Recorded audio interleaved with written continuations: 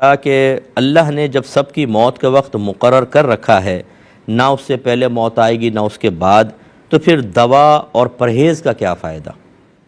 دیکھیں، عقیدہ بالکل ٹھیک ہے۔ اللہ تبارک و تعالیٰ نے ہر ایک کی موت کا وقت مقرر کر چکا ہے اور کر دیا ہے، مقام تک مقرر ہوتا ہے، نہ ایک سانس آگے بڑھ سکتا ہے نہ ایک سانس پیچھے رہ سکتا ہے۔ نبی کریم صلی اللہ علیہ وسلم ارشاد فرماتے ہیں کہ جب اللہ تعالیٰ کسی کے لیے کسی مقام پر موت مقرر کر دیتا ہے،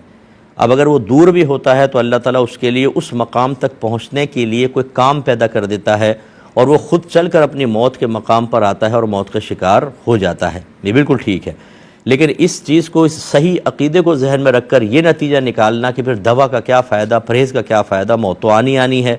یہ غلط ہے۔ کیونکہ تمام انبیاء علیہم السلام، صحابہ کرام، اہل بیت اطہار، اولیاء عظام، جنہوں نے مسئلہ تقدیر کو یقیناً ہم سے زیادہ سمجھا ہوا تھا، اور میرے آقا صلی اللہ علیہ وسلم جنہیں براہ راست اللہ تبارک و تعالی نے تمام علوم عطا فرمائے، تو اور دیگر انبیاء علیہ السلام کو بھی بے شمار علوم اللہ نے اپنی طرف سے عطا فرمائے،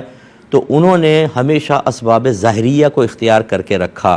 دیکھیں، سرکار صلی اللہ علیہ وسلم نے علاج خود کیا، اپنا علاج تجویز بھی فرمایا، دعائیں فرمائیں، وظیفے دیے، جنگوں کے آلات تیار کیے، جنگی تدابیر اختیار کی، مجاہدین تیار کیے، باقاعدہ حملے کیے، دفاع فرمایا۔